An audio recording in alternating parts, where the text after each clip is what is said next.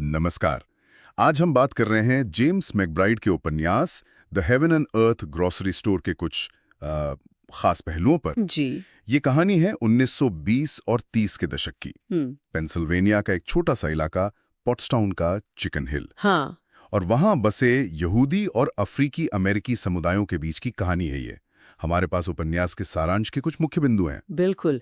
जो इसकी कहानी, इसके पात्र और जो इसके मुख्य संदेश हैं, जी। उनको दिखाते हैं। तो आज का मकसद है कि इस कहानी की परतों को खोलकर देखें, समझें कि कैसे मुश्किल हालात में भी समुदाय साथ आते हैं हाँ, कैसे वो संघर्ष करते हैं और कैसे एक दूसरे का सहारा बनते हैं। और कहानी की शुरुआत ही, जैसा आपने कहा, बड़ी नाटकीय है। बिल्कुल। एक रहस्य से। जी। 1972 में एक कुएं से एक कंकाल मिलता है। जी। 1972 में पॉट्सटाउन में कोई कंस्ट्रक्शन चल रहा था और एक पुराने कुएं से न सिर्फ कंकाल मिला, बल्कि एक यहूदी धार्मिक प्रतीक मेजूजा भी। हाँ, मेजूजा, वो जो दरवाजे पर लगाते हैं, जिसमें प्रार्थना लिखी होती है। सही। तो पुलिस जांच शुरू करती है, लेकिन तभी आता है ह्यूरिकेन एग्नेस, तूफान। और सारे सबूत सब नष्ट हो जाते हैं और ये घटना हमें सीधा अतीत में ले जाती है। हाँ, बिल्कुल। ये हमें ले जाती है 1920 और 30s के दशक के चिकन हिल में। जहां हम मिलते हैं रोमानियाई यहूदी आप्रवासी मोशे लडलो और उनकी पत्नी चोना से। जी। मोशे का अपना एक थिएटर है और चोना चलाती हैं the heaven and earth grocery store. और ये दुकान मतलब सिर्फ दुकान नहीं थी। नहीं, बिल्कुल नहीं। ये उस समय की जो सामाजिक और नस्लीय दीवारें थीं, उनको तोड़ने वाली एक जगह थी। अच्छा। एक ऐसी जगह जहां अलग-अलग पृष्ठभूमि के लोग मिलते थे, बात करते थे, जुड़ते थे।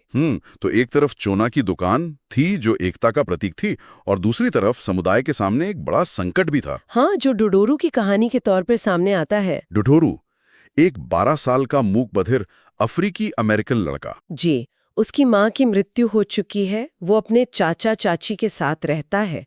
पर कहानी में असल मुश्किल तब शुरू होती है जब एक स्थानीय डॉक्टर, जिसका संबंध कू क्लक्स क्लैन से बताया गया है। हाँ, वो श्वेत वर्चस्वादी समूह, वो डॉक्टर उसे जबरन एक मानसिक संस्थान भेजना चाहता है। और यहीं से कहानी का मुख्य तनाव बनता है। बिल्कुल। लेकिन जो देखने लायक बात है वो ये है कि इस मुश्किल वक्त में पूरा समुदाय कैसे एक साथ खड़ा होता है। चोना, मोशे, फिर अफ्रीकी अमेरिकी समुदाय के लोग जैसे नेट, टिमलिन और दूसरे भी, सब डोडू को बचाने के लिए आगे आते हैं। ये दिखाता है कि उनके बीच जो मानवीय रिश्ते थे वो कितने गहरे थे, विभाजनकारी ताकतों से कहीं ज्यादा मजबूत। सही कहा। और इसी दौरान एक और बात होती है। चोना खुद बीमार पड़ जाती हैं, गंभीर रूप से। अच्छा। और तब पूरा चिकन हिल समुदाय उनकी देखभाल करता है। ये उनकी आपसी निर्भरता और एकता को और पुख्ता करता है। चोना का असर बहुत गहरा था। और ये असर उनकी मौत के बाद भी रहता है। जी हाँ, मोशे उनकी याद में विकलांग बच्चों के लिए एक समर कैंप शुरू करते हैं। ये तो बहुत बड़ी बात है। मतलब चोना की जो करुणा थी, सेवा की भावना थी, वो विरासत जिंदा रहती है। बिल्कुल। एक व्यक्ति का अच्छा काम कैसे पूरे समुदाय को प्रेरणा दे सकता है, ये उसकी मिसाल है। फिर कहानी में वो रहस्य वाला धागा वापस आता है। हाँ, जहाँ वो कुआं और कंगाल वाली बात थी। होता ये है कि डोडो को बचाने की जो योजना बनती है, उसी दौरान उस डॉक्टर की मौत हो जाती है। ओह। और उसकी लाश को उसी कुएं में छिपा दिया जाता है।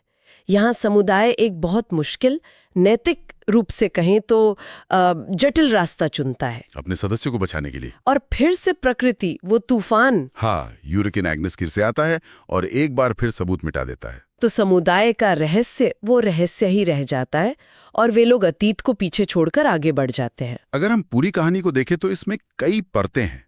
एक तो सांस्कृतिक एकता है, यहूदी और अफ्रीकी अमेरिकी समुदायों के बीच। फिर मानवता और करुणा है, जो चोना और मोशे जैसे किरदारों में दिखती हैं। और सामाजिक अन्याय के खिलाफ संघर्ष भी है, डोडो की कहानी के जरिए। ये सारे धागे मिलकर एक तस्वीर बनाते हैं। ये दिखाते हैं कि कैसे छोटे छोटे व्यक्तिगत काम भी मिलकर एक बड़ा सामूहिक असर डाल सकते हैं। बिल्कुल।